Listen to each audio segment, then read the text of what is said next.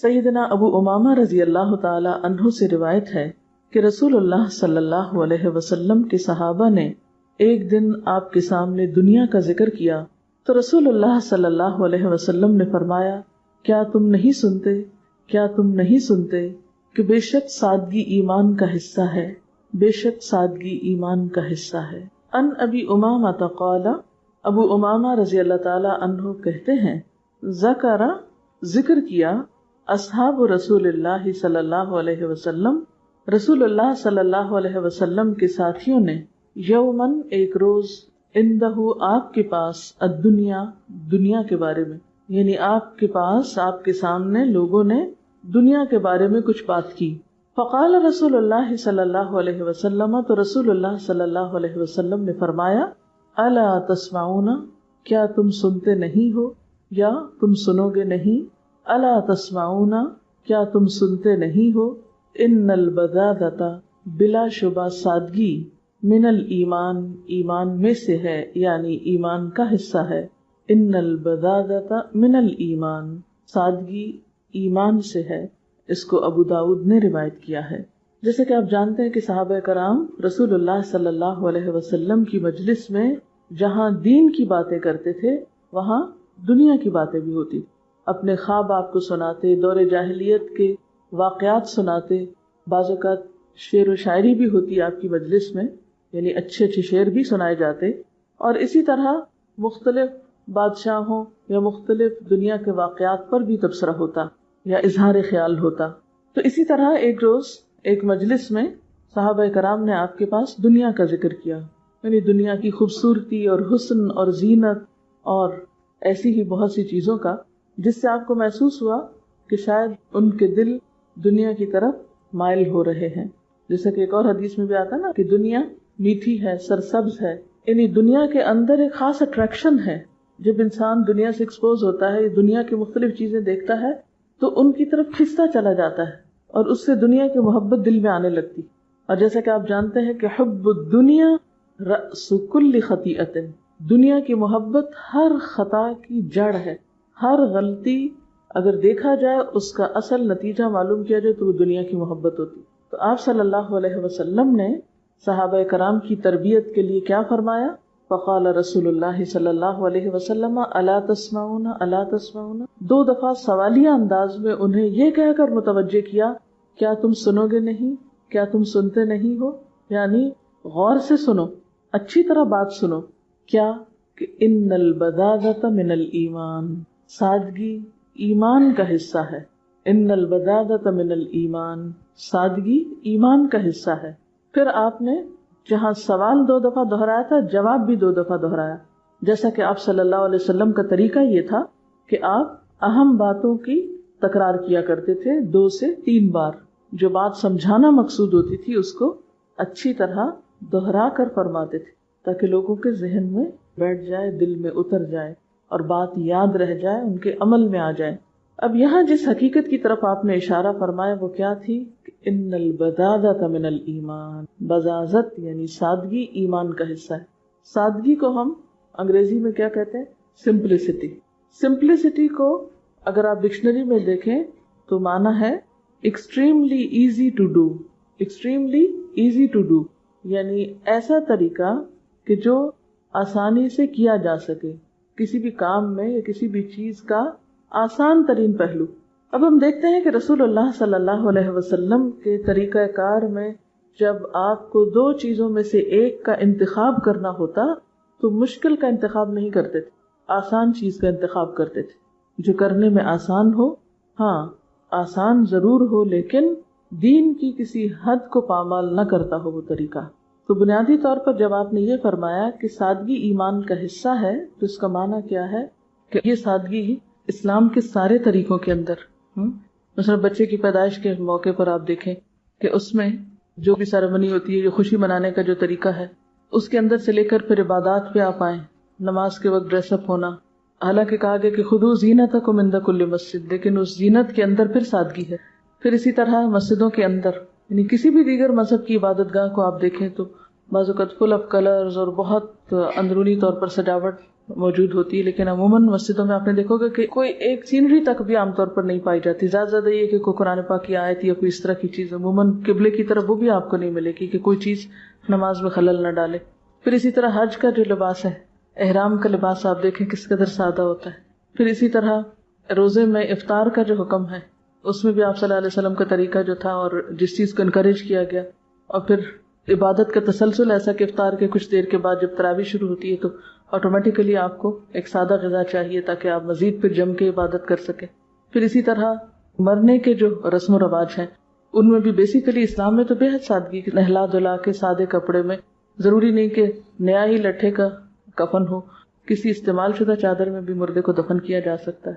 یعنی صفائی ستھرائی کا بے حد اہتمام ہے، لیکن اس کے ساتھ ساتھ اس طرح کی زیب و زینت کے انسانوں کے اوپر ایسے بوجھ نہیں ڈالے گئے کہ جو انسانوں کی وسعت سے باہر ہو. حتیٰ کہ حکومت کے جو طور طریقے رہے خلفائے راشدین کے اندر آپ دیکھیے کہ کس قدر سادگی تھی. امیر المومنین بکریوں کا دودھ بھی دو دیتے تھے اور عام انسانوں کی طرح لوگوں کے بیچ میں گل مل کر عام انسانوں جیسے کام کر رہے ہوتے تھے.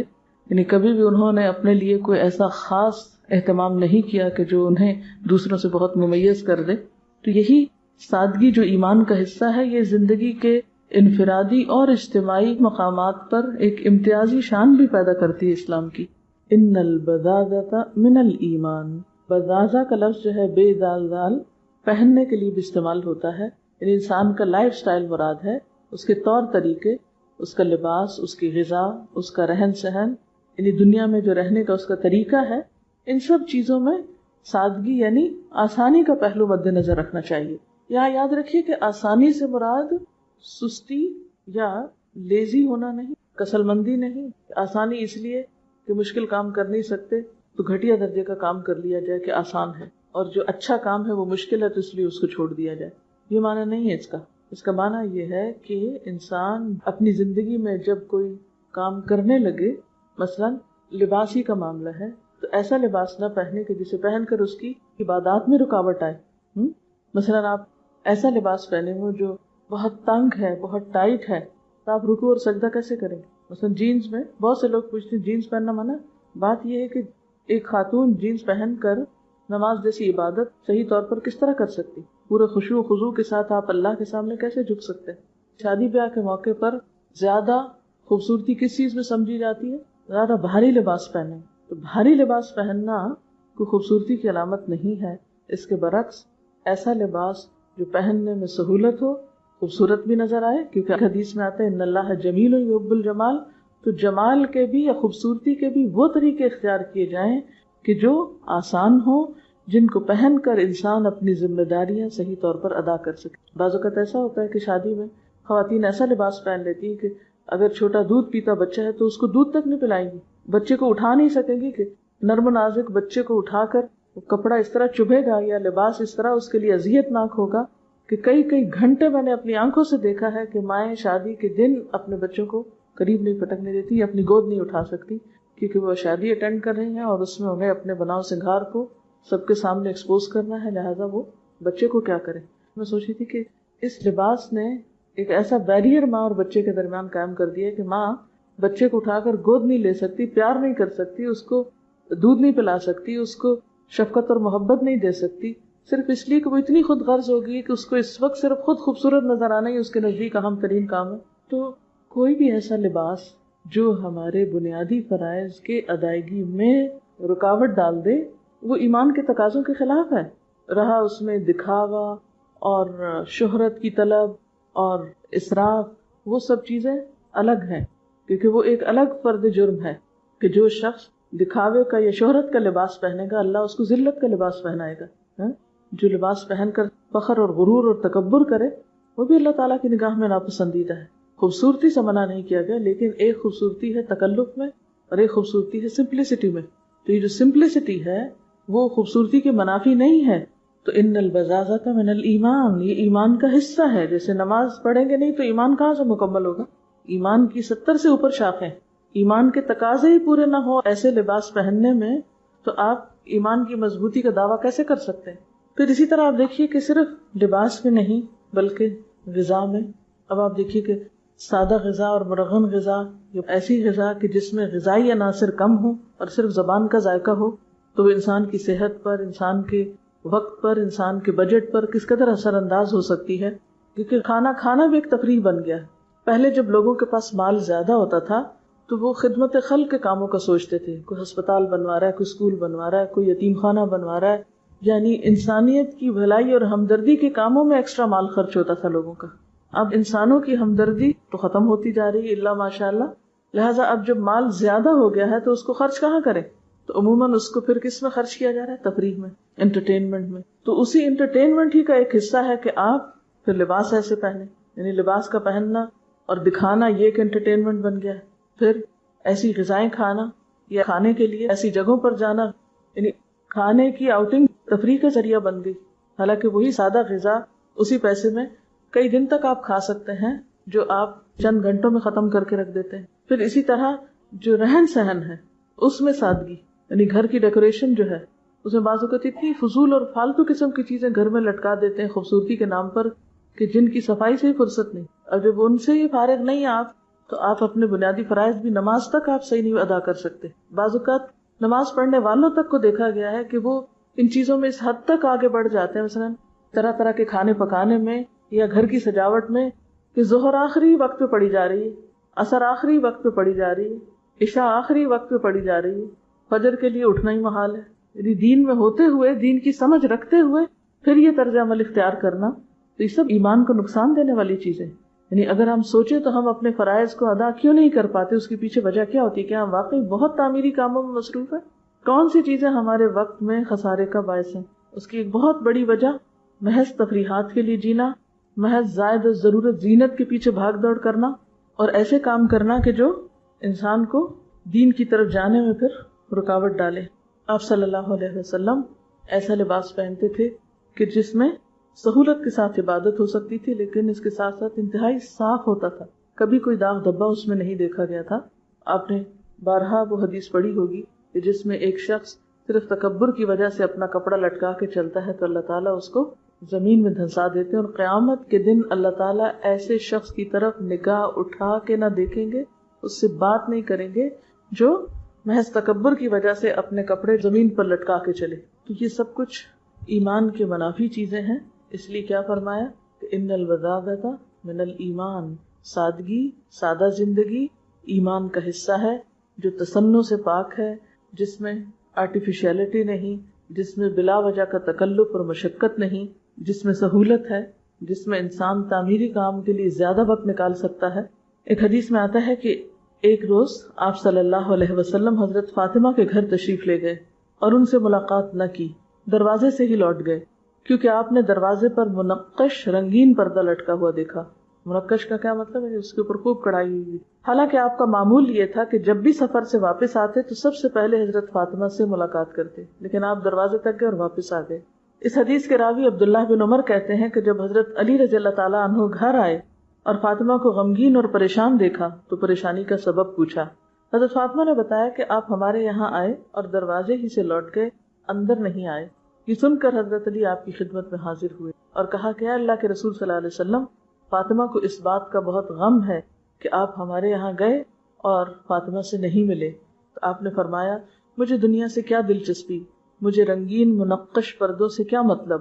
حضرت علی حضرت فاطمہ کے پاس گئے اور آپ نے جو کچھ فرمایا تھا وہ حضرت فاطمہ کو بتا دیا. حضرت فاطمہ نے حضرت علی سے کہا کہ جائیے اللہ کے رسول صلی اللہ علیہ وسلم سے پوچھیے کہ وہ مجھے اس پردے کے بارے میں کیا حکم دیتے ہیں. تو آپ نے حضرت علی سے فرمایا کہ جاؤ فاطمہ سے کہو کہ اس پردے کو فلاں کے گھر بھیج دیں، یعنی پیغمبر کا گھر یا پیغمبر کی اولاد کا گھر ایسا نہیں ہونا چاہیے، کیونکہ آپ دنیا کے لیے ایک مثال بھی تھے. اگر آپ اور آپ کا گھرانہ ایسی چیزیں استعمال کرتا تو باقی سب لوگ اس سے کہیں آگے بڑھ جاتے. آپ صلی اللہ علیہ وسلم نے فرمایا، جو شخص کسی لباس کو شہرت حاصل کرنے کی غرض سے پہنے گا، یعنی لوگوں کو میں مشہور ہونے کے لیے، اللہ تعالیٰ اسے ذلت کا لباس پہنائے گا.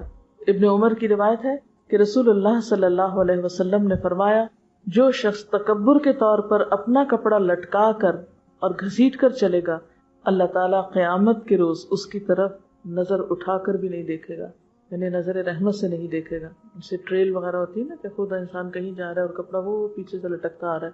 حضرت عائشہ رضی اللہ تعالیٰ عنہا سے روایت ہے کہ ہمارے ہاں ایک پردہ ہوا کرتا تھا، اس پر ایک پرندے کی تصویر بنی ہوئی تھی. گھر میں داخل ہونے والا کوئی شخص جو ہی داخل ہوتا تو اسے اپنے سامنے پاتا تو آپ صلی اللہ علیہ وسلم نے مجھ سے کہا اسے ہٹا دو. میں جب بھی گھر میں داخل ہوتے ہوئے اسے دیکھتا ہوں میرا دھیان دنیا کی طرف چلا جاتا ہے. حضرت عائشہ کہتی ہیں کہ آپ نے ہمیں اسے پھاڑنے کا حکم نہیں دیا، یعنی ہٹانے کا حکم دیا، پھاڑنے کا نہیں. یعنی ایسی کوئی چیز ہو تو اسے کسی اور کام میں استعمال کیا جا سکتا ہے کہ جہاں انسان اپنے مقصد سے غافل نہ ہو یا عبادت سے غافل نہ ہو. ایک اور روایت میں یہ بھی آتا ہے نا کہ جہاں نماز یا جس پہ آپ نماز پڑھ رہے تھے اس جگہ پر کچھ ایسے نقش و نگار تھے کہ جس سے آپ کا دھیان اس میں چلا گیا، نماز کی خشوع میں حائل ہو گیا. آپ نے اس کو بھی ہٹانے کا حکم دیا. لیکن آج میں اور آپ اپنے گھروں کو دیکھیں کہ اس میں ہمیں دنیا کی طرف مشغول کرنے والی، آخرت کو بھلانے والی کتنی چیزیں ہیں اور آخرت کو یاد کرانے والی کتنی چیز. دن اور رات میں ہمیں کتنی ایسی چیزوں سے واسطہ پڑتا ہے کہ جو ہمیں آخرت کی یاد دلا دے، اور کتنے ہی ایسے دنیا کے سامان ہیں آس پاس کہ جو ہماری آخرت کو ہم سے بھلائے رکھتے ہیں، ہمیں یاد بھی نہیں کرنے دیتے اس کو. جب ہم ہر وقت بہت زیادہ زیب و زینت میں ہوتے ہیں، ایک سے ایک بڑھ کر اٹریکشن کی چیز ہمیں اپنی طرف کھینچ رہی ہوتی ہے، تو بھلا آخرت کی بات ہمیں اچھی کیوں لگے؟ مرنے کی بات ہم کریں کیوں، اور مرنے کے بعد کا ذکر کیوں کریں؟ پھر تو مرنے کی بات کرنے والا ہی بے وقوف ٹھہرے گا. حالانکہ اس سے بڑی حقیقت کیا ہو سکتی؟ رسول اللہ صلی اللہ علیہ وسلم نے صحابہ کرام سے فرمایا، اللہ کی قسم مجھے تمہارے بارے میں فقر کا اندیشہ نہیں، مجھے اس بات کا ڈر نہیں کہ تمہیں محتاجی ہوگی یا تم غریب ہو جاؤ گے، لیکن یہ اندیشہ ضرور ہے کہ تم پر دنیا فراخ کر دی جائے گی جیسے تم سے پہلے لوگوں پر کی گئی، پھر تم اس میں اسی طرح رغبت کرو گے جیسے انہوں نے کی. یعنی تمہارا دنیا میں اتنا دل لگ جائے گا اور یہ چیز تمہیں بھی ہلاکت میں ڈال دے جیسے اس نے ان لوگوں کو ہلاکت سے دوچار کیا تھا. اسی طرح اللہ کے رسول صلی اللہ علیہ وسلم نے ایک پیشن گوئی کی تھی کہ ایک وقت ایسے آئے گا کہ جب اور قومیں مسلمانوں پر چڑھ دوڑنے کے لیے ایک دوسرے کو بلائیں گی. تو لوگوں نے سوچا کہ شاید اس وقت ہم تعداد میں کم ہوں گے، تو آپ نے کیا فرمایا؟ تعداد میں کم نہیں ہوگے، تمہارے اندر وہن پیدا ہو جائے گا. لوگوں نے پوچھا وہن کیا ہوتا ہے؟ تو آپ نے فرمایا دنیا کی محبت اور موت کا خوف. یعنی موت کا نام لینے سے ڈرو گے اور دنیا کی محبت بہت ہو جائے گی. کیونکہ جب دنیا کی محبت پیدا ہو جاتی ہے نا دل میں، پھر انسان کی ساری کوششیں صرف دنیا سنوارنے کے لیے لگ جاتی، پھر آخرت کے لیے وقت نہیں ہوتا اس کے پاس. ہم میں سے بہت سے لوگ کہتے ہیں میری مصروفیات اتنی ہیں کہ میرے پاس وقت نہیں ہے. وہ کس چیز میں لگ رہا ہے وقت؟ کبھی سوچا؟ تو عموماً زائد از ضرورت، زینت اور دنیا کی پرفیکشن حاصل کرنے کے لیے وقت لگتا ہے. تو جب امت مسلمہ جس کی بنیادی ذمہ داری کچھ اور تھی، وہ اس ذمہ داری کو چھوڑ کر سارا وقت صرف دنیا سنوارنے بنانے میں لگ جائے تو پھر ظاہر ہے کہ وہ کمزور پڑ جائے گی اور دوسروں کو موقع مل جائے گا کہ وہ اس پر جیسے چاہیں حملہ آور ہوں. حضرت عبداللہ بن مسعود سے روایت ہے کہ رسول اللہ صلی اللہ علیہ وسلم نے فرمایا، تم جائیدادیں مت بناؤ، اس کا نتیجہ یہ ہوگا کہ تمہاری دنیا میں رغبت بڑھ جائے گی. یہ خاص طور پر آپ نے صحابہ کرام کے لیے فرمایا کیونکہ آپ کی تیار کردہ ٹیم اگر آپ کے مشن کو آگے پہنچانے اور پھیلانے کی بجائے جائیدادیں بنا کر دنیا میں مشغول ہو جاتی تو پھر آپ کا دین آگے کیسے جاتا، آپ کا مشن آگے کیسے بڑھتا. اس لیے خصوصی طور پر صحابہ کرام سے یہ قربانی طلب کی گئی. اور یہی وجہ کہ ہم دیکھتے ہیں کہ بعض اوقات انہوں نے بڑے بڑے علاقے فتح کیے، لوگوں نے آ کر اپنی خوب دنیا بنائی، لیکن وہ اپنے خیمے میں ہی رہتے رہے. انہوں نے بڑے بڑے محلات کے پاس اپنا خیمہ لگا کر زندگی کے باقی دن پورے کیے. اس طرح انہوں نے رسول اللہ صلی اللہ علیہ وسلم کی نصیحتوں کو پلے باندھا، انہی کی قربانیوں سے پھر دین آگے پہنچا. یہ مولانا وحید الدین ایک واقعہ لکھتے ہیں، یہ آپ کے سامنے رکھنا چاہوں گی. لکھتے ہیں کہ ایک مرتبہ میں ایک قصبے میں گیا، وہاں ایک مسجد میں چند بار نماز پڑھی. میں نے دیکھا کہ اس مسجد کے جو امام ہیں وہ لوگوں کے درمیان نہایت محبوب ہیں، لوگوں میں بہت پاپولر ہیں، لوگ ان کا بہت احترام کرتے ہیں. وہ جو بات کہہ دے اس کو تمام لوگ فوراً مان لیتے ہیں. میں نے مختلف لوگوں سے پوچھا کہ امام صاحب کی اس مقبولیت کا سبب کیا ہے. معلوم ہوا کہ وہ اسلام کے کچھ سادہ اصولوں کی پابندی کرتے ہیں اور یہی ان کی مقبولیت اور محبوبیت کا راز ہے. امام صاحب کا معمول تھا کہ وہ اذان سنتے ہی اپنے گھر سے نکل پڑتے تھے، مؤذن کے آخری کلمات کے ساتھ وہ مسجد میں داخل ہو جاتے.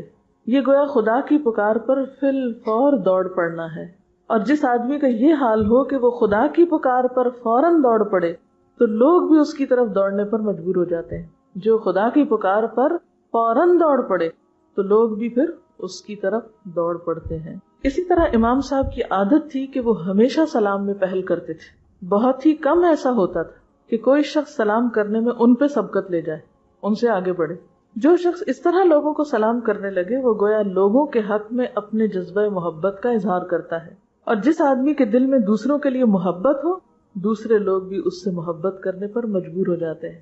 امام صاحب کی ایک اور صفت یہ تھی کہ وہ کبھی کسی سے سوال نہیں کرتے تھے. وہ اپنی آمدنی کے بقدر نہایت سادگی اور قناعت کی زندگی گزارتے تھے.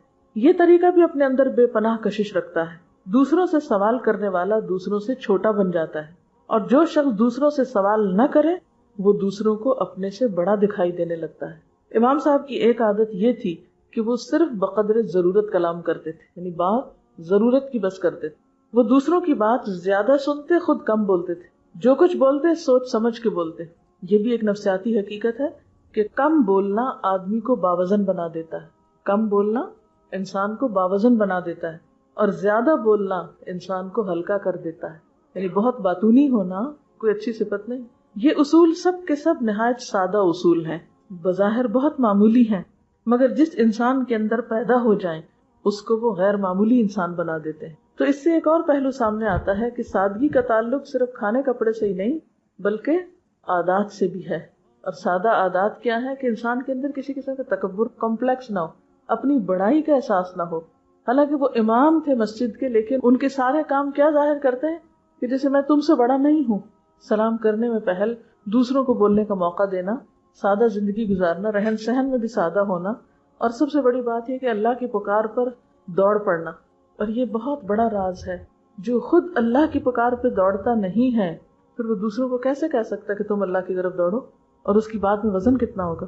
تو ہم اگر واقعی چاہتے ہیں کہ لوگوں کی اصلاح ہو تو سب سے پہلے کس چیز کی ضرورت ہے؟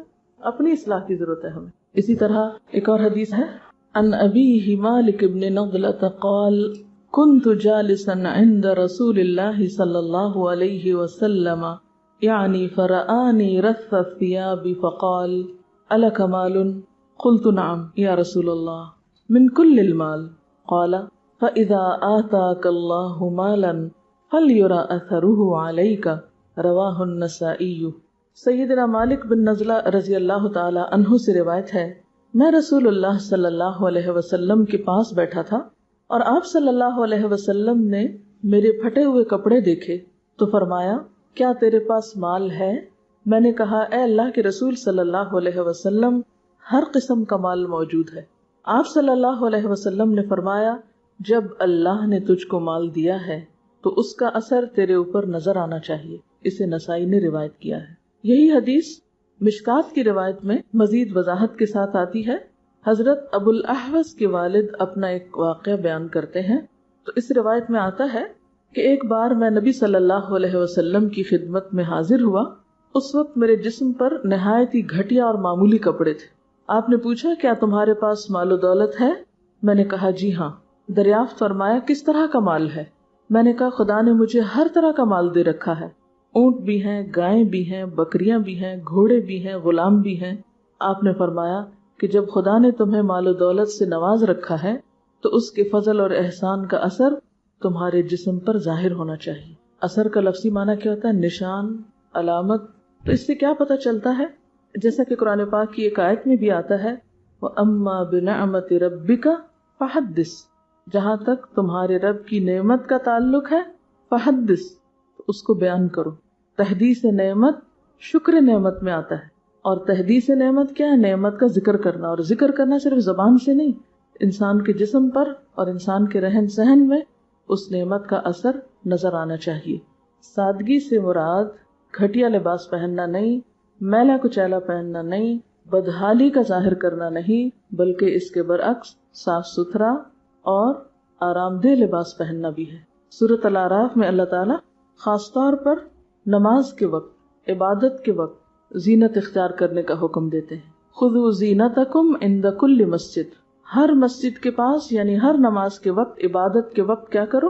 اپنی زینت اختیار کرو. اور زینت سے مراد یہاں صاف ستھرا اچھا لباس ہے.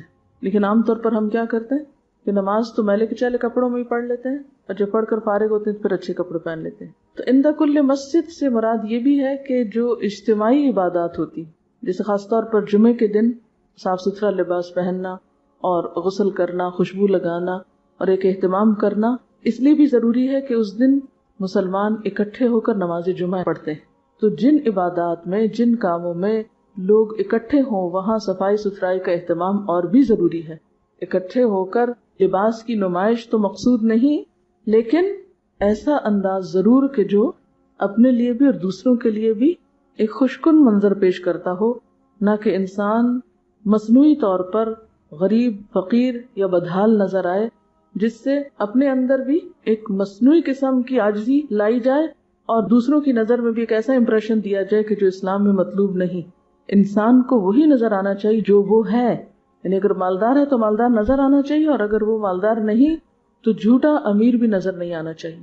یعنی دکھاوے کا لباس اور شہرت کا لباس جو ہے وہ بھی ناپسندیدہ ہے۔ پھر اسی طرح ہم دیکھتے ہیں قرآن پاک میں اللہ تعالیٰ فرماتے ہیں کلوا واشربوا ولا تسرفوا، کھاؤ پیو لیکن اسراف نہ کرو۔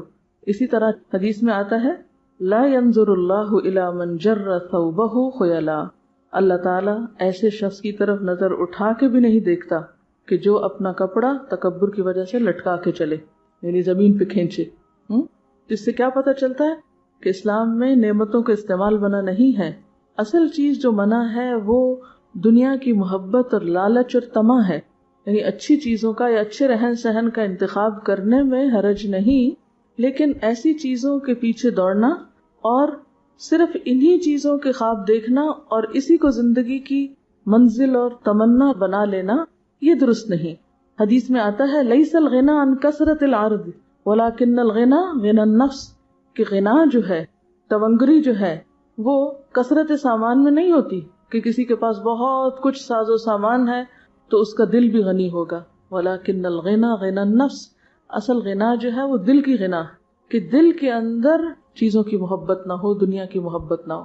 اس کی مثال سمندر پر چلتی ہوئی کشتی کی ہے کہ اگر انسان اس کشتی کے اندر بیٹھا ہے اور وہ کشتی چل رہی ہے تو انسان کے لیے فائدہ مند ہے، اور اگر پانی کشتی کے اندر بھرنا شروع ہو جائے تو وہی انسان کے لیے ہلاکت کا سبب ہے۔ دنیا سمندر کی طرح ہے جس سے انسان فائدہ اٹھاتا ہے، یعنی مال کو اللہ تعالیٰ نے زندگی گزارنے کا ذریعہ بنایا ہے۔ قرآن پاک میں آتا ہے نا کہ اس سورۃ النساء کی آیت ہے وَلَا تُؤْتُوا السُّفَهَاءَ أَمْوَالَكُمُ الَّتِي جَعَلَ اللَّهُ لَكُمْ قِيَامًا وَارْزُقُوهُمْ فِيهَا وَاكْسُوهُمْ وَقُولُوا لَهُمْ قَوْلًا مَّعْرُوفًا، کہ نادان بچوں کو، کم عقل لوگوں کو اپنے مال مت دو، یعنی بچوں کے ہاتھ میں پیسہ مت دو۔ کیوں؟ اور خصوصاً یتیم بچوں کے معاملے میں یہاں بات کی جا رہی ہے کہ وہ ضائع کر دیں گے، ان کو پتہ ہی نہیں ان کے فائدے میں کیا اور کیا نہیں، اس سے پہلے کہ وہ عقل و شعور کی عمر کو پہنچے اس سے پہلے ہی اس کو ضائع کر بیٹھیں گے۔ اور عام حالات میں بھی بچوں کو زیادہ پیسے دینا ان کو بگاڑنے کا ذریعہ بن جاتا ہے۔ تو لا تؤتوا السفہاء اموالکم، کیا ہے مال؟ التی جعل اللہ لکم قیاما، کہ مال کو اللہ نے تمہارے لیے قیام زندگی کا ذریعہ بنایا، یعنی زندگی میں استعمال کی چیز ہے۔ یعنی مال کیا ہے؟ زندگی گزارنے کا ایک وسیلہ ہے، اس مال کو ضائع نہ کرو، کیونکہ ایک اور حدیث میں بھی آتا ہے کہ اللہ تعالیٰ کو 3 چیزیں سخت ناپسند ہے، جن میں سے ایک مال کا ضائع کرنا ہے۔ ان اللہ کرہ لکم ثلاثا قیل وقال واضاعۃ المال وکثرت السؤال، اللہ نے تمہارے لیے قیل و قال کو، مال ضائع کرنے کو اور کثرت سوال کو ناپسند کیا ہے۔ تو مال کی مثال سمندر کے پانی کی طرح ہے، جب تک کشتی اس کے اوپر چلتی ہے وہ انسان کے لیے بڑا ہی فائدہ مند ہے، اس کی بہت سی مشکلات آسان ہو جاتی ہیں، سفر کی مشقت کم ہو جاتی، لیکن اگر وہی پانی کشتی کے اندر آ جائے تو انسان کو ڈبونے اور ہلاک کرنے کا ذریعہ بن جاتا ہے۔ یعنی اگر مال کی محبت انسان کے دل میں اتر جائے تو پھر کیا ہوتا ہے کہ انسان مال کا بندہ بن جاتا ہے، اور اسی کے بارے میں آتا ہے تَئِسَ عَبْدُ الدِّینار، برباد ہوا دینار کا بندہ، درہم کا بندہ، مال کا بندہ، کیونکہ پھر اس کی ساری دلچسپی اور اس کی ساری توجہ زندگی میں کس چیز کی طرف رہے گی؟ مال کمانے کی طرف، پھر وہ اللہ اور بندوں کے حقوق بھول جائے گا۔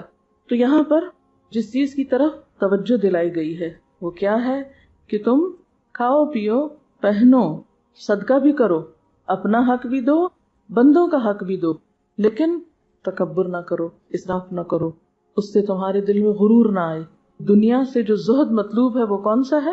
قلبی زہد، عملی زہد مطلوب نہیں ہے کہ آپ نہ کھائیں نہ پیئیں نہ پہنے نہ اوڑیں۔ اس سے کیا ہوتا ہے کہ انسان زندگی کی گاڑی چلا ہی نہیں سکتا۔ اگر آپ کھائیں گے نہیں تو کس طرح آپ کام کریں گے؟ اگر آپ نہائیں دھوئیں گے نہیں، کمفرٹیبل لباس نہیں پہنیں گے، صاف ستھرے نہیں ہوں گے تو کس طرح کام چلے گا؟ سادگی کا مطلب پھٹے پرانے کپڑے پہننا نہیں ہے، بلکہ اگر اللہ نے آپ کو اچھے کپڑے دیے ہیں تو تکبر کے اظہار کے بغیر، اسراف کے بغیر آپ ان کو پہن سکتے ہیں، اس میں کوئی قباحت نہیں ہے، جب تک کہ لباس کی ایسی محبت دل میں نہ ہو کہ جس کی وجہ سے پھر آپ کسی اور کام کے قابل نہ رہیں۔ اس میں ہم دیکھتے ہیں کچھ پیغمبروں کی مثالیں، مثلا حضرت ایوب علیہ السلام اللہ نے ان کو بہت کچھ دے رکھا تھا. کہتے ان کے پاس بہت زمینیں اور مال مویشی اور زندگی کی ہر نعمت تھی. پھر اللہ نے ان کو آزما لیا اور سب کچھ ان سے لے لیا. پھر ایک وقت آیا کہ اللہ تعالیٰ نے ان کو پہلے سے بھی دگنا دیا، صحت و عافیت بھی دی، گھر والے بھی لوٹ آئے اور اس کے ساتھ مال و متاع بھی. بخاری کی ایک روایت ہے، حضرت ابو ہریرہ فرماتے ہیں کہ رسول اللہ صلی اللہ علیہ وسلم نے فرمایا بَيْنَ أَيُّوبُ يَغْتَسِلُ عُرْيَانًا فَخَرَّ عَلَيْهِ جَرَادٌ مِّن ذَهَبٍ. حضرت ایوب علیہ السلام غسل کر رہے تھے بے لباس ہو کر کہ ان کے اوپر سونے کے پتنگے گرنے لگے. یعنی سونا پتنگوں کی شکل میں، اگر ایک سالڈ راک کی شکل میں گرتا تو وہ تو پھر چوٹ لگتی نا اس سے، تو بالکل جیسے پتنگے ہوتے ہیں اس طرح گرنے لگا. فَجَعَلَ أَيُّوبُ يَحْتَسِي فِي ثَوْبِهِ. تو ایوب علیہ السلام نے ان پتنگوں کو اپنے کپڑے میں سمیٹنا شروع کر دیا. فَنَادَاهُ رَبُّهُ. تو اللہ تعالیٰ نے ان کو پکارا، یا ایوب، اے ایوب، الم اکن اغنیتک عما ترى. کیا میں نے تجھے ان ساری چیزوں سے غنی نہیں کر دیا تھا؟ یعنی تیرے دل میں تو ان میں سے کسی چیز کی بھی حاجت نہیں تھی اور نہ ہی محبت، تو پھر بھی تو مال کیوں سمیٹ رہا ہے؟ یعنی تیرے دل میں تو مال کی محبت ہی، مال اکٹھا کیوں کر رہا ہے؟ قال بلا وعزتک. کہنے لگے جی ہاں، قسم ہے تیری عزت کی، ولکن لا غنی بی عن برکتک. میں تیری برکت سے بے نیاز نہیں ہو سکتا. یعنی جو نعمت تو مجھے دے اس سے میں بے نیاز نہیں ہو سکتا، کہ یہ نعمت تیری طرف سے آ رہی. یہ کتنی خوبصورت بات ہے کہ مجھے اس مال کی محبت نہیں، اور اللہ کو بھی معلوم ہے کہ ایوب اس مال کی محبت میں گرفتار نہیں. کیونکہ آپ کو معلوم ہے جب ان سے سب کچھ لے لیا گیا تھا تو اس وقت وہ کہتے ہیں کہ اب تو میں تیری عبادت میں اور بھی زیادہ یکسوئی اختیار کر سکتا ہوں، کیونکہ پہلے میرے اور تیرے درمیان یہ سب کچھ حائل تھا. اور اگر ابلیس کو پتہ چل جائے تو وہ جل بھن جائے کہ میں اس آزمائش میں بھی کتنی زیادہ خوشی کے ساتھ اپنے رب کی عبادت کر رہا ہوں. تو کسی بھی نعمت کا ملنا اللہ کی ایک رحمت ہوتی ہے، اس سے بے نیازی نہیں اختیار کرنی چاہیے. یہ نہیں کہنا چاہیے کہ نہیں مجھے تو ضرورت نہیں، پھینک دو اس کو، اٹھا لو اس کو. نہیں، جو بغیر سوال کے بن مانگے اللہ کی طرف سے رحمت یا برکت آئے تو اس کو ٹھکرانا نہیں چاہیے یا اس کو حقیر نہیں سمجھنا چاہیے، اس کو شکر کے جذبے کے ساتھ قبول کر لینا چاہیے. پھر اسی طرح حضرت سلیمان علیہ السلام کی مثال قرآن پاک میں موجود ہے. وَوَهَبْنَا لِدَاوُودَ سُلَيْمَانَ نِعْمَ الْعَبْدُ إِنَّهُ أَوَّابٌ. اللہ تعالیٰ نے پہلے ان کی صفت بتا دی کہ انہ اواب، ہر وقت اللہ کی طرف پلٹنے والے بندے تھے. اذ عرض علیہ بالعشی الصافنات الجیاد. جب پچھلے پہر ان کے سامنے عمدہ تیز رفتار گھوڑے پیش کیے گئے. فقال انی احببت حب الخیر عن ذکر ربی. کہنے لگے کہ میں نے اس مال کی محبت اپنے رب کی یاد کی وجہ سے اختیار کی ہے. حتی توارت بالحجاب، یہاں تک کہ وہ پردے میں چھپ گئے. تو گھوڑوں سے محبت مال کی محبت ہی ہے نا، کیونکہ مال میں صرف پیسہ نہیں آتا، مال میں کائنڈ بھی آتی ہے، مختلف چیزیں، مال مویشی وغیرہ، گھوڑے وغیرہ، یہ سب چیزوں کو مال شمار کیا جاتا ہے، یہ جو پراپرٹی انسان کی ہوتی. تو وہ کہنے لگے کہ میں ان سے محبت اپنے رب کی یاد کے لیے اختیار کرتا ہوں. یعنی گھوڑوں کی محبت رب کی یاد دلاتی ہے. نمبر ایک یہ کہ نعمت ہے تو اس نعمت کو پا کر رب کا جو شکر ہے یا رب کی محبت کا جو گہرا احساس ہے وہ میرے اندر پیدا ہوا. اور دوسرا یہ کہ گھوڑا ایک سواری، ایک ذریعہ، ایک سبب ہے. تو اس نعمت کو پا کر اور عمدہ قسم کے گھوڑے پا کر مجھے اپنے رب کی یاد اور رب کی عبادت میں اور زیادہ مدد ملتی. تو کوئی بھی چیز، مثلا کوئی بھی اگر کمفرٹیبل لیونگ ہے، آپ کے پاس اچھی گاڑی ہے یا گھر ہے یا سکون کی کوئی بھی چیز ہے، اور اس کے ذریعے آپ اللہ کی یاد سے غافل نہیں ہوتے بلکہ اللہ کی یاد مزید اختیار کرتے ہیں، تو وہی چیزیں پسندیدہ ہو جائیں گی. اور اگر کوئی چیز آپ کو رب کی یاد سے غافل کرنے والی، تو پھر یہ میزان ہمارے اپنے اندر ہونا چاہیے. یعنی باہر کی چیزیں میٹر نہیں کرتی، اصل چیز کیا ہے کہ ہم میں سے ہر ایک کو اپنا احتساب خود کرنا ہے. ایک طرف اللہ تعالیٰ مال کے صحیح استعمال کی طرف متوجہ کر رہے ہیں، دوسری طرف سادگی کا درس دیا جا رہا ہے. تو پھر اعتدال کہاں ہے؟ اعتدال یہ ہے کہ جو اللہ نے دیا ہے اس کو اللہ کی طرف سے عنایت سمجھ کر شکر کے جذبے کے ساتھ قبول کیا جائے، اس میں بندوں کا حق بھی نکالا جائے، اس میں اللہ کا حق دیا جائے، اور اس کے ساتھ ساتھ اللہ کی یاد سے غافل نہ کرے یہ سب کچھ. ہمیں جس دم دنیا ہمیں اللہ کی یاد سے غافل کرنے لگی، وہی گھڑی ہمارے لیے ایک مصیبت کی گھڑی. اور ایسے لوگ کم ہوتے ہیں جو دنیا میں رہتے ہوئے پھر اللہ کی یاد سے غافل نہ. اب دیکھیں اپنے آپ کو ہم ٹیسٹ کیسے کر سکتے ہیں. مثلاً کہ جب کوئی چیز نہیں ہوتی تو ہم اللہ کو کتنا یاد کرتے ہیں، اور جب کوئی چیز مل جاتی ہے تو ہم اللہ کو کتنا یاد کرتے ہیں. اگر ان دونوں حالتوں میں فرق نہ ہو تو آپ کو دنیا کچھ بھی نہیں کہہ رہی. اور اگر فرق ہے، یعنی کوئی بھی چیز چاہیے آپ کو، تو اس وقت آپ اللہ کو کیسے پکارتے ہیں. اور جب کوئی چیز مل جاتی ہے پھر کتنا یاد رکھتے ہیں. پھر آپ اس کی یاد کے لیے، اس کی عبادت کے لیے، اس کی نماز کے لیے، اس کی کتاب کے لیے، اس کے دین کی خدمت کے لیے، پھر آپ کے پاس کتنا وقت رہتا ہے اور کیا لگن اور کیا تڑپ اور کیا جذبہ باقی رہتا ہے. یہ ہے اصل ٹیسٹ. ہمارا حال عام طور پر یہی نہیں ہوتا. جب کوئی مشکل آتی، مصیبت آتی، پھر تو ہم اللہ کو خوب یاد کرتے ہیں، اور جب اچھے دن ہوتے ہیں تو پھر کہتے ہیں کوئی بات نہیں، اللہ بڑا مہربان ہے، خیر ہے، ٹھہر کے نماز پڑھ لیں گے. تو کوئی نعمت جائے یا آئے، لیکن ہماری جو اطاعت رب میں استقامت ہے اس میں فرق نہ آئے. یہ نہ ہو کہ کوئی نعمت ملے تو ہم کہیں اللہ آپ تو بہت اچھے اور میں آپ کی خوب عبادت کروں، اور جب کوئی نعمت چلی جائے تو ہم کہیں کہ مجھے کیا ملا عبادت سے، میں تو چھوڑ رہی ہوں اس رستے کو. یہ نہیں ہونا چاہیے. رسول اللہ صلی اللہ علیہ وسلم نے فرمایا، ترمذی کی روایت ہے، ان اللہ یحب ان یرا اثر نعمته علی عبدہ. اللہ تعالیٰ اس بات کو پسند فرماتا ہے کہ وہ اپنے بندے پر اپنی نعمت کا اثر دیکھے. ایک حدیث میں آتا ہے، ان اللہ جمیل یحب الجمال. اللہ خوبصورت ہے، خوبصورتی کو پسند کرتا ہے. اللہ تعالیٰ کو پسند ہے کہ بندے کو کوئی نعمت ملی ہے اور بندہ اس کو استعمال کرے. مثلا اگر آپ کسی کو کچھ دیتے ہیں، کوئی تحفہ دیتے ہیں آپ کسی کو، اور وہ شخص اس تحفے کو استعمال کر لیتا ہے، تو آپ کو کیسا لگتا ہے؟ خوشی ہوتی ہے نا، اچھا لگتا ہے نا کہ اس نے میرے تحفے کی قدر کی اور اس کو استعمال کر لیا. اور اگر وہ اس کو پھینک دے یا اس کی ناقدری کرے یا اس کو ضائع کر دے، تو ایسے میں آپ لازماً یہ محسوس کریں گے کہ اس نے قدردانی نہیں کی، اس نے اس کی ناقدری کی ہے.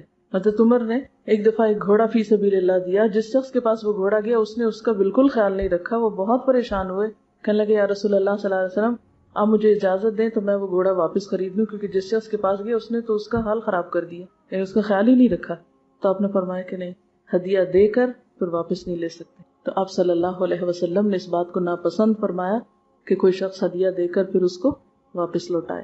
حضرت ابو الدرداء کہتے ہیں کہ میں نے رسول اللہ صلی اللہ علیہ وسلم کو فرماتے ہوئے سنا کہ تم اپنے بھائیوں کے پاس جانے والے ہو، یعنی سفر سے واپس لوٹ رہے تھے صحابہ، بس اپنے کجاووں اور اپنے لباس کو درست کر لو، یعنی اپنے بیٹھنے کی جگہ کو بھی ٹھیک کرو اور اپنے لباس کو بھی درست کر لو، یہاں تک کہ تم ایسے ہو جاؤ جیسے چہرے پہ تل والا شخص لوگوں میں نمایاں اور خوبصورت ہوتا ہے.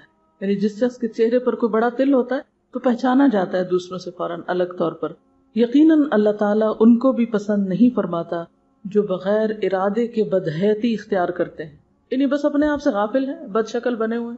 اللہ نے اچھی شکل دی ہے، خود اپنا آپ بگاڑا ہوا ہے، پرواہی نہیں. اور ان کو بھی پسند نہیں کرتا جو بتکلف ایسا کرتے ہیں، یعنی بہت زیادہ اپنے آپ کو بنانے سنوارنے میں تکلف سے کام لیتے ہیں، حد سے بڑھ جاتے ہیں. یعنی نہ وہ پسند ہے جو اپنے بارے میں غافل ہو. مثلا خاص طور پہ جیسے لڑکے ہیں تو ہیئر کٹ، پرواہی نہیں.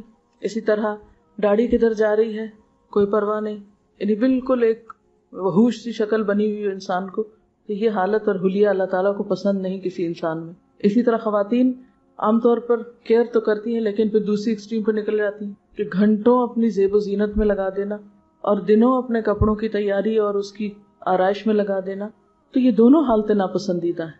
اصل پسندیدہ حالت اعتدال کی حالت ہے کہ جس میں سادگی ہو، کمفرٹیبل لباس ہو، صاف ستھرا ہو، خوبصورت ہو، لیکن حد سے بڑی ہوئی خوبصورتی یا بہت زیادہ چمک دمک یا حد سے بڑی ہوئی زیب و زینت کہ جس سے انسان کی عبادات متاثر ہو، اس کا کام متاثر ہو، اس کی ذمہ داریوں پر وہ اثر انداز ہو، تو یہ چیز پسندیدہ نہیں. اور پھر آپ یہاں دیکھیے اس حدیث میں صحابہ کرام سفر سے واپس جا رہے ہیں تو عموماً کیا ہوتا ہے کہ سفر میں انسان کا حال خراب ہو جاتا ہے، تو اسی حال میں گھر آنے سے منع کیا گیا. حتیٰ کہ صحابہ کرام کو جب بھی آپ صلی اللہ علیہ وسلم کسی غزوہ سے واپس لوٹتے تو رات کو گھر جانے سے منع کرتے اور کہتے کہ اطلاع دو پہلے. کس لیے اطلاع دو؟ اس کی آپ نے وجہ بھی بتائی کہ گھر والے جو ہیں جیسے خواتین وغیرہ ہیں وہ اپنے آپ کو سنوار لیں، اپنے تیاری کر لیں. محرم رشتہ داروں کو بھی گھر کے اندر داخل ہونے سے پہلے اطلاع دینے کا حکم ہے. کیوں؟ یا ایھا الذین آمنوا لا تدخلوا بیوتا غیر بیوتکم حتی تستأنسوا وتسلموا علی اہلھا. ایک اور جگہ پر بھی آتا ہے نا جس میں بچے بھی جب بڑے ہو جائیں تو وہ بھی کیا کریں، گھر میں داخل ہونے سے پہلے سلام کریں، اطلاع دیں، یعنی گھر والوں کو مانوس کریں. کیوں؟ تاکہ گھر میں جو شخص ہے وہ اپنے حال حلیے کو سنوار لے. حتیٰ کہ شوہر بھی اگر گھر میں جاتا ہے تو وہ اچانک وارد نہ ہو سکتا ہے کہ کوئی شخص ایسے منظر میں بیٹھا ہوا ہو کہ جسے دیکھ کر کراہت آئے، تو اس سے پھر انسانی تعلقات متاثر ہوتے ہیں. کسی کے پاس بھی بغیر اجازت کے نہیں جانا چاہیے، الا یہ کہ دروازے کھلے ہوں اور عام اجازت ہو کہ ہاں جس وقت مرضی کوئی آ جائے. لیکن خاص طور پر ایسے اوقات یا ایسی جگہیں کہ جو پرائیویسی کی ہوں، وہاں اجازت کے بغیر داخل ہونا اسلام کی روح سے منع ہے. وَإِنْ قِيلَ لَكُمُ ارْجِعُوا فَارْجِعُوا، اور جب کہا جائے واپس چلے جاؤ تو واپس چلے جاؤ، اس پر بھی برا نہ مناؤ. هُوَ أَزْكَىٰ لَكُمْ، یہ بات تمہارے لیے زیادہ پاکیزہ ہے. تو ان سارے احکامات کا مطلب کیا ہے؟ یہ ساری پیش بندیاں کیوں ہیں؟ تاکہ انسانوں کے تعلقات متاثر نہ ہوں. ابو داؤد میں آتا ہے، عبداللہ بن عباس کی روایت ہے کہ میں نے آپ صلی اللہ علیہ وسلم کے جسم مبارک پر بہتر سے بہتر لباس دیکھا ہے. یعنی آپ گھٹیا اور پھٹا پرانا لباس نہیں پہنتے تھے، صاف ستھرا اور کمفرٹیبل ڈریس. حضرت براء بن عازب سے روایت ہے کہ رسول اللہ صلی اللہ علیہ وسلم میانہ قد کے تھے. میں نے آپ کو سرخ جوڑا پہنے ہوئے دیکھا، میں نے آپ سے زیادہ حسین چیز کوئی نہیں دیکھی. تو اس سے پتہ چلتا ہے کہ آپ صلی اللہ علیہ وسلم کا جو ایک منظر تھا یا جو ایک حلیہ تھا وہ خوبصورت منظر تھا. حضرت عائشہ سے روایت ہے کہ رسول اللہ صلی اللہ علیہ وسلم ایک دن گھر سے باہر تشریف لائے اور آپ کے جسم اطہر پر سیاہ بالوں کی بنی ہوئی ایک نقش و نگار والی چادر تھی. اب وہاں ہم دیکھتے ہیں کہ ایک نقش و نگار والے پردے کو دیکھ کر آپ گھر میں داخل نہیں ہوئے اور یہاں آپ کی اپنے جسم پر تھی. تو اصل ممانعت نقش و نگار کی نہیں کہ نقش و نگار ہونا نہیں چاہیے یا کڑھائی ہونی نہیں چاہیے. اصل ممانعت کس چیز کی ہے؟ ہاں، حد سے بڑے ہوئے نقش و نگار اور حد سے بڑی ہوئی زیب و زینت جو انسان کو اپنے اندر مگن کر لے. اعتدال میں رہتے ہوئے نقش و نگار یا خوبصورتی جو ہے اس کی ممانعت نہیں ہے. حضرت انس فرماتے ہیں کہ آپ صلی اللہ علیہ وسلم کو یمنی منقش چادر کپڑوں میں زیادہ پسندیدہ تھی. یعنی جو آپ چادر اوڑھتے تھے تو اس پہ نقش ہوتے تھے اور وہ یمنی چادریں جن میں عموماً دھاریاں بھی بنی ہوتی تھی وہ پسند تھیں آپ کو. اب آپ دیکھیے کہ یہ کیوں کہا گیا کہ اگر اللہ نے نعمت دی ہے تو اثر نظر آنا چاہیے، دکھائی دینا چاہیے. اس کے پیچھے کیا فلسفہ ہے؟ بنیادی طور پر شکر کا جذبہ. کیونکہ جب انسان ایک ناپسندیدہ حالت میں ہوتا ہے تو وہ ایک طرح سے چغلی کھا رہا ہوتا ہے. کس کی؟ اپنے دینے والے کی. مثلاً اگر کسی شخص کے پاس ہے کچھ اور اس کے بچے پھٹے پرانے کپڑوں میں، وہ بچے تو بچے ہیں، وہ تو معصوم ہے، ان کا تو کوئی قصور نہیں، لیکن الزام کس پہ آتا ہے؟ ماں باپ پہ آتا ہے. اسی طرح اللہ نے تو ایک چیز دی اور اس نے لے کر سب بخل کر کے اندر بند کر دی، اسے استعمال ہی نہیں کیا. تو ایسا شخص کیا کر رہا ہے؟ عمل سے رب کا شکوہ کر رہا ہے کہ گویا اس کے پاس ہے کچھ نہیں، حالانکہ ہے. یہاں ایک واقعہ بیان کرنا چاہوں گی کہ آپ صلی اللہ علیہ وسلم کے دور میں ایک گھرانے کا فاقے سے برا حال تھا. ایک دن شوہر بیوی سے کہتا ہے کہ رسول اللہ صلی اللہ علیہ وسلم کے پاس جو بھی کوئی ضرورت مند جاتا ہے خالی ہاتھ نہیں آتا. ہم بھی چل کے آپ کو اپنا ماجرا سناتے ہیں، اپنا حال بتاتے ہیں، اگر آپ کے پاس کچھ ہوا تو آپ ہمیں بھی عطا فرمائیں گے. لیکن عورت کہنے لگی، تم چاہتے ہو کہ خدا کا شکوہ رسول کے پاس جا کے کرو؟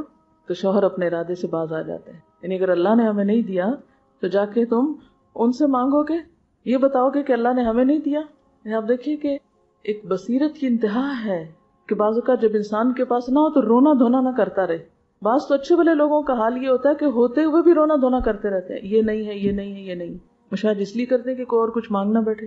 عموماً رشتے داروں میں آپس میں جو گفتگو ہوتی ہے تو اس میں جس کے پاس نہیں ہے وہ بھی روتا ہے، جس کے پاس ہوتا ہے وہ بھی رو رہا ہوتا ہے. تو یہ ایک ناپسندیدہ رویہ ہے. جو کچھ ہے اس کا اثر نظر آئے، اس پر شکر گزاری ہو، اور وہ جسے کہتے ہیں نا سفید پوشی، کہ انسان اپنے رویے اور اپنی گفتگو سے بھی ایسی باتیں نہ ظاہر کرے کہ جس سے رب کا شکوہ ٹپکتا ہو یا شکایت نظر آتی ہو وہ چیز. پھر آپ دیکھیے کہ اصل چیز جو منع کی گئی ہے وہ کیا ہے؟ تفاخر، تکاثر. یہ دو چیزیں ناپسندیدہ ہیں. تفاخر اور تکاثر کیا چیز ہے؟ کہ انسان کے پاس ہو اور دوسروں کے اوپر بڑائی جتانے لگے یا مقابلے پر کثرت حاصل کرے. تکاثر باب تفاعل سے، اس کے پاس اتنا ہے میں بھی لے لوں. اس میں آپ کے اپنے اندر کی کوئی سوچ نہیں، آپ محض اندھا دھند دوسروں کی نقالی کریں. اس کے پاس اتنا تو میرے پاس، اس کی ایسی گاڑی تو میری بھی گاڑی ایسی نہیں، اس کا گھر ایسا تو میرا اس سے بڑھ کے ہونا چاہیے، اس کا ایسا لباس ہے تو میرا اس سے بھی اچھا نہیں. یہ تکاثر.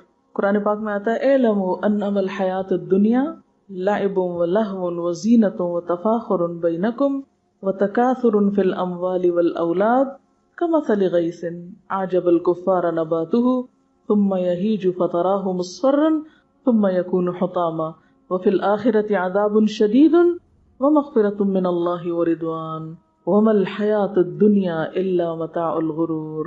یہ ہے اصل سبق جس کو بھولنا نہیں. ورنہ دنیا کی زندگی کی حقیقت کیا ہے؟ اس کے سوا کچھ نہیں کہ کھیل اور دل لگی اور ظاہری ٹیپ ٹاپ اور تمہارا آپس میں ایک دوسرے پہ فخر جتانا. یہ ہے ناپسندیدہ چیز. اور مال و اولاد میں ایک دوسرے سے بڑھ جانے کی کوشش کرنا. یعنی آپ اپنے طور پر کچھ بھی حاصل کریں، کچھ بھی بنائیں، لیکن اگر آپ دوسروں کے مقابلے میں لگیں اور کمپٹیشن میں یہ سب کچھ حاصل کر رہے ہیں تو یہ بھی ناپسندیدہ ہے. اس کی مثال ایسی ہے جیسے ایک بارش ہوئی تو اس سے پیدا ہونے والی نباتات کو دیکھ کر کاشتکار خوش ہو گئے. پھر وہی کھیتی پک جاتی ہے، تم دیکھتے ہو کہ وہ زرد ہو گئی، پھر وہ بھس بن کے رہ جاتی ہے. اس کے برعکس آخرت وہ جگہ ہے جہاں سخت عذاب ہے اور اللہ کی مغفرت اور اس کی خوشنودی ہے. دنیا کی زندگی دھوکے کے سامان کے سوا کچھ بھی نہیں. یعنی انسان کے پاس جتنا بھی ہو وہ بھولے نہیں، تکبر نہ کرے، اپنے آپ کو بڑی چیز نہ سمجھے، کیونکہ یہ سب کچھ بہت جلد ہمارے ہاتھوں سے چلا جانے والا ہے. سب یہی رہ جائے گا اور ہم آگے پہنچ جائیں گے. اور پھر خاص طور پر یہ جو فرمایا گیا کہ اگر مال ہے تو نظر آنا چاہیے، اس کے پیچھے ایک اور وجہ اور حکمت یہ بھی ہے کہ انسان بخل سے پرہیز کرے، بخیل نہ ہو. مال کے ختم ہونے کے ڈر سے بھی بعض اوقات انسان اظہار نعمت کے لیے مال استعمال نہیں کرتا. یاد رکھیے کہ الذین یبخلون وَيَأْمُرُونَ النَّاسَ بِالْبُخْلِ وَيَكْتُمُونَ مَا آتَاهُمُ اللَّهُ مِنْ فَضْلِهِ وَآتَدْنَا لِلْكَافِرِينَ عَذَابًا مُهِينًا. کیا معنی ہے؟ وہ لوگ جو بخل کرتے ہیں لوگوں کو بھی بخل کرنے کے لیے کہتے ہیں، اور جو کچھ اللہ نے اپنے فضل سے انہیں دیا اسے چھپا کے رکھتے ہیں، یعنی وہ نظر نہیں آنے دیتے، چھپاتے ہیں. ایسے کافر نعمت لوگوں کے لیے ہم نے رسوا کن عذاب مہیا کر رکھا ہے. عموماً یہ ہوتا ہے کہ جب یہ توازن بگڑتا ہے نا، کہ جن چیزوں پر اور جن جگہوں پہ خرچ کرنا چاہیے وہاں انسان نہیں کرتا اور غیر ضروری چیزوں پر خرچ کرنے لگتا ہے، تو پھر قوم کی ترقی رک جاتی. جب تعلیم پہ خرچ نہیں ہوگا، تحقیق پہ خرچ نہیں ہوگا، اجتماعی اور فلاحی ادارے بنانے میں خرچ نہیں ہوگا، اور انڈیویجول صرف اپنی ذات تک ہی محدود رہیں گے، تو اس سے پھر کیا ہوگا کہ بحیثیت قوم کے وہ آگے نہیں بڑھ سکیں گے. اب دیکھیے کہ دنیا میں یہ سلوگن بہت عام ہوتا جا رہا ہے نا، انوائرمنٹ فرینڈلی ہونا، اور اس کے لیے سادگی ہی کا درس دیا جاتا ہے. اور جب تک آپ سادہ زندگی نہیں گزارتے آپ انوائرمنٹ فرینڈلی ہو ہی نہیں سکتے یا ایکو فرینڈلی نہیں ہو سکتے. یہ مولانا وحید الدین لکھتے ہیں، مومن وہ ہے جو خدا کو پالے. خدا کو پانے والا انسان فطری طور پر اعلیٰ حقیقتوں میں جینے لگتا ہے. وہ ظاہری چیزوں سے اوپر اٹھ کر مانوی دنیا میں اپنے لیے دلچسپی کا سامان پیدا کرتا ہے. یعنی اس کی دلچسپیاں ظاہری چیزوں سے نہیں ہوتی بلکہ اس سے اوپر اٹھ کر ان چیزوں کے پیچھے جو روح ہوتی ہے وہ اس کو اٹریکٹ کرتی ہے اور اس میں وہ دلچسپی لیتا ہے. ایسا انسان عین اپنے مزاج کے مطابق سادگی پسند انسان بن جاتا ہے. اس کا نظریہ یہ ہوتا ہے کہ سادہ زندگی گزارو، البتہ اپنی سوچ کو اونچا رکھو. جو آدمی مانوی حقیقتوں کا ذوق آشنا ہو جائے اس کے لیے ظاہری اور مادی چیزوں میں کوئی لذت باقی نہیں رہتی. ایسے آدمی کو سادگی میں لذت ملنے لگتی ہے. بناوٹی تکلفات اس کی نظر میں اپنی کشش کھو دیتے ہیں. اس کی روح کو فطری چیزوں میں سکون ملتا ہے. غیر فطری اور مصنوعی رونقیں اس کو ایسے محسوس ہونے لگتی ہیں جیسے کہ وہ اس کی اندرونی دنیا کو بکھیر رہی ہیں، جیسے کہ وہ اس کے روحانی سفر میں ایک رکاوٹ ڈال رہی ہیں. سادگی مومن کی طاقت ہے، وہ مومن کی مددگار ہے. سادگی کا طریقہ اختیار کر کے مومن اس قابل ہو جاتا ہے کہ وہ اپنے وقت کو غیر متعلق چیزوں میں ضائع نہ کرے.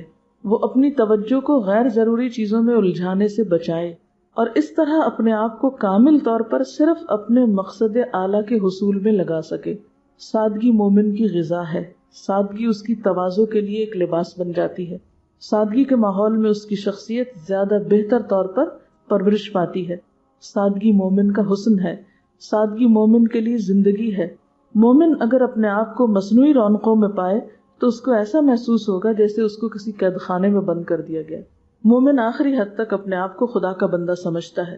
یہ چیز اس کو ابدیت کے احساس میں جینے والا بناتی ہے، اور جو انسان ابدیت کے احساس میں جی رہا ہو اس کا مزاج لازمی طور پر سادگی کا مزاج ہوتا ہے. غیر سادگی کا انداز اس کے مزاج سے مطابقت نہیں رکھتا، اس لیے وہ اس کو اختیار بھی نہیں کر سکتا.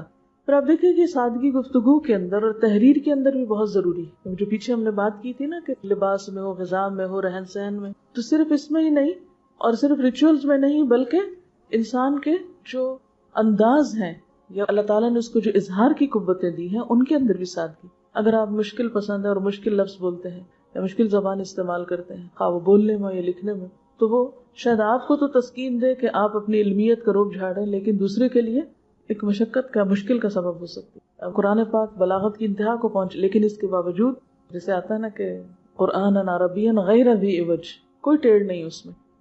اور پھر یاد رکھیے کہ سادگی کا معنی گھٹیا، بیکار اور گندا، پھٹا پرانا یہ نہیں ہے. اچھا، مال کے بارے میں ایک اور تھوڑی سی آپ کو سنانا چاہوں گی. مال زندگی کی ضرورت ہے، مال زندگی کا مقصد نہیں. مال کو اگر اس لیے حاصل کیا جائے کہ اس سے زندگی کی ضروری حاجتیں پوری ہوں تو مال انسان کے لیے بہترین مددگار ہے.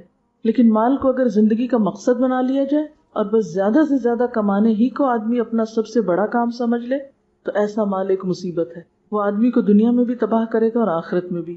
انسان کو دنیا میں ایک مدت تک جینا ہے، اس کے لیے اس کو کچھ مادی سامان درکار ہے جو اس کے لیے جینے کا سہارا بن سکے.